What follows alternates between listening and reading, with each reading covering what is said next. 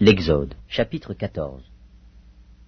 L'Éternel parla à Moïse et dit : Parle aux enfants d'Israël, qu'ils se détournent, et qu'ils campent devant Pi-Hahiroth, entre Migdol et la mer, vis-à-vis de Baal-Tsephon.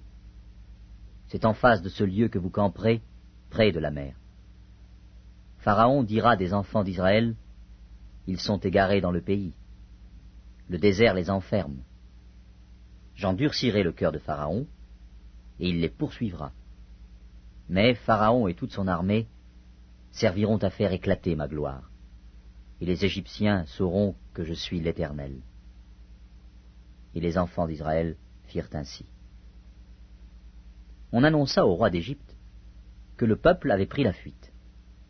Alors le cœur de Pharaon et celui de ses serviteurs furent changés à l'égard du peuple.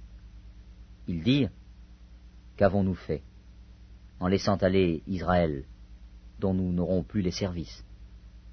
Et Pharaon attela son char, et il prit son peuple avec lui. Il prit 600 chars d'élite, et tous les chars de l'Égypte. Il y avait sur tous des combattants. L'Éternel endurcit le cœur de Pharaon, roi d'Égypte, et Pharaon poursuivit les enfants d'Israël. Les enfants d'Israël étaient sortis la main levée.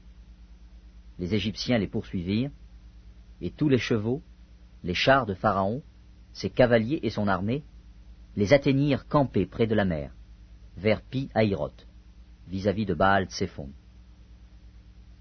Pharaon approchait. Les enfants d'Israël levèrent les yeux, et voici, les Égyptiens étaient en marche derrière eux. Et les enfants d'Israël eurent une grande frayeur, et crièrent à l'Éternel.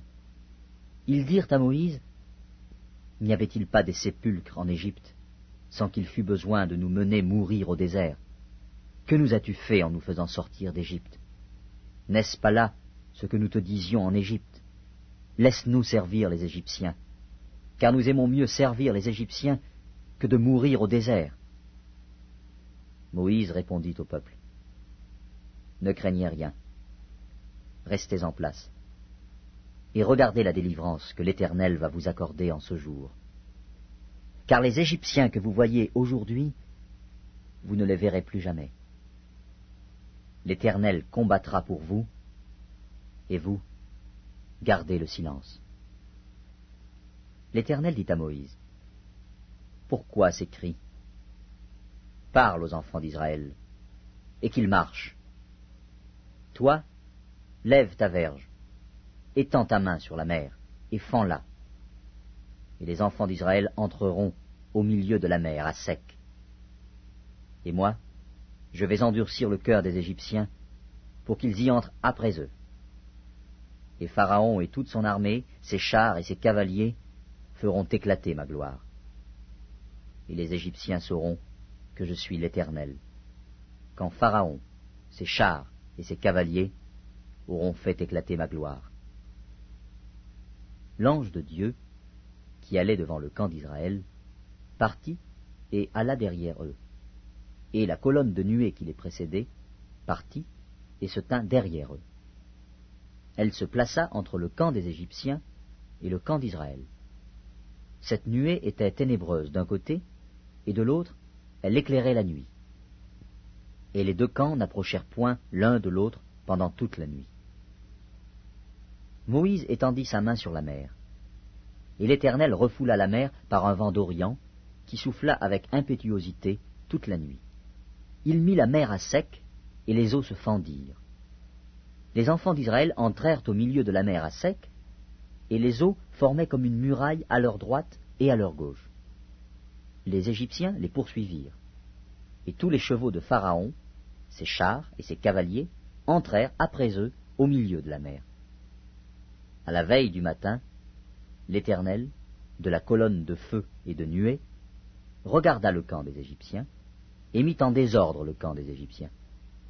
Il ôta les roues de leurs chars, et en rendit la marche difficile. Les Égyptiens dirent alors : Fuyons devant Israël, car l'Éternel combat pour lui, contre les Égyptiens. L'Éternel dit à Moïse : Étends ta main sur la mer, et les eaux reviendront sur les Égyptiens, sur leurs chars et sur leurs cavaliers. Moïse étendit sa main sur la mer, et vers le matin, la mer reprit son impétuosité, et les Égyptiens s'enfuirent à son approche. Mais l'Éternel précipita les Égyptiens au milieu de la mer. Les eaux revinrent et couvrirent les chars, les cavaliers et toute l'armée de Pharaon, qui était entrée dans la mer après les enfants d'Israël. Et il n'en échappa pas un seul. Mais les enfants d'Israël marchèrent à sec au milieu de la mer, et les eaux formaient comme une muraille à leur droite et à leur gauche. En ce jour, l'Éternel délivra Israël de la main des Égyptiens. Et Israël vit, sur le rivage de la mer, les Égyptiens qui étaient morts. Israël vit la main puissante que l'Éternel avait dirigée contre les Égyptiens, et le peuple craignit l'Éternel, et il crut en l'Éternel et en Moïse, son serviteur.